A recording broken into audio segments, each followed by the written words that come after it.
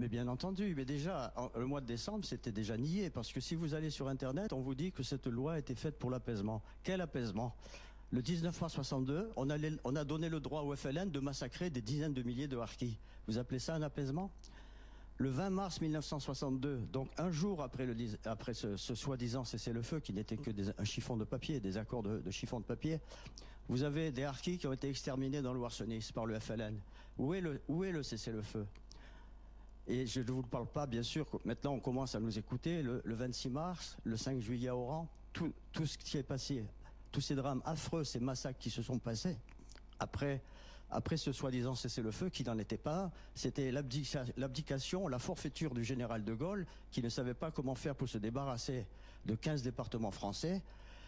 Et voilà, nous en payons les conséquences. Le maréchal Juin l'avait dit que la France paiera un jour très cher ce qu'elle a fait en 62 à 15 départements d'Algérie. Nous en sommes en train de payer l'addition. François Hollande dit vouloir instaurer un compromis mémoriel sur ce conflit. Y a-t-il une date de commémoration qui peut être acceptée par tous? Alors le compromis mémoriel, déjà, quand on me parle d'apaisement, de quoi voulez-vous? Les gens qui cherchent l'apaisement, ce sont ceux qui ont des choses à se reprocher. Nous, Pieds Noirs Harkis, qui depuis 1962, nous recherchons cette vérité qu'on nous empêche de proclamer, parce que tous les articles, tous les films que nous faisons, on nous empêche de nous exprimer. On n'a pas honte de ce que la France a fait, et ce qu'on veut, c'est que la vérité soit dite. Malheureusement, ceux qui ont la parole en France, ce sont les communistes, et Benjamin Stora, la LDH de Toulon, et ceux-là, ce sont des complices du FLN, complices des égorgeurs, comme Jean-Paul Sartre. Est-ce que je peux vous rappeler une phrase de Jean-Paul Sartre en avril 61? Allez-y, on va s'arrêter là-dessus. Alors Jean-Paul Sartre a écrit dans un livre...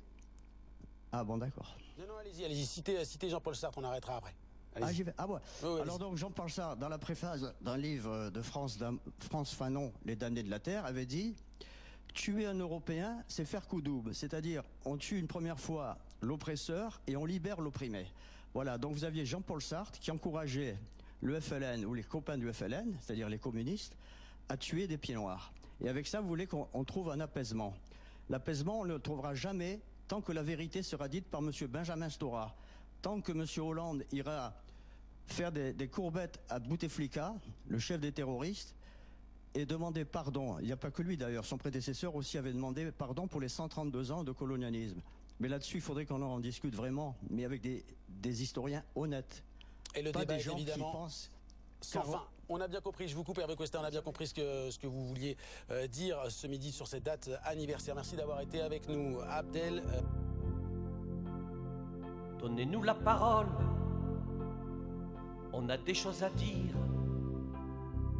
Donnez-nous la parole, ça pourrait vous servir. Nous sommes les témoins des erreurs de l'histoire. Écoutez-moi au moins, avant qu'il soit trop tard.